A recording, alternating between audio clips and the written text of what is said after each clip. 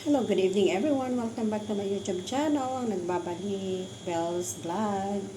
Here I am again guys, para i-share ko ulit ang isang recipe na pasta.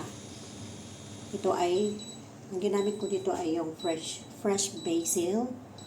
At naglagay tayo dyan ng 3 cloves na garlic.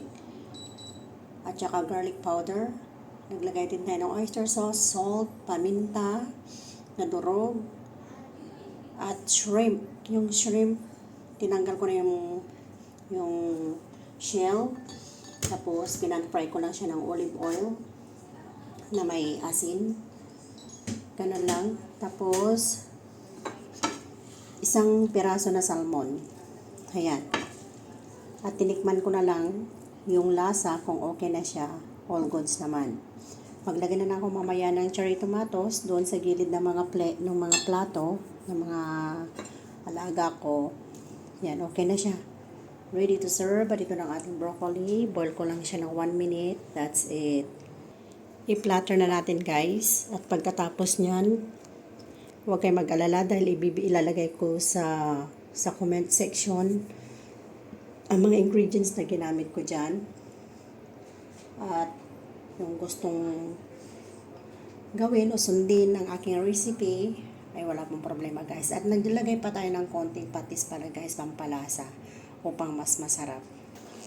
And guys, ready to serve na. Before I forgot guys, ang naglagay pala ako ng roasted cashew nuts. Yung nabibili na siya guys. Tapos blender ko na lang. Nilagay ko dito sa blender. Ayan. At yun na inihalo ko sa pasta before ko nilagay sa plato. Kaya nandiyan na yung roasted cashew nuts. Pine nuts sana ang kaso nga lang mahalang pine nuts. Kaya naisip ko na roasted nuts ang nilagay ko. Masarap naman yung lasa. Kaya thank you for watching everyone. Lagay ko na sa lamesa. Ready to eat na. Ito yung sa akin. Ito yung mga bossing. At ito yung mga dalawa kong alaga. Bye everyone. Thank you for watching. Bye.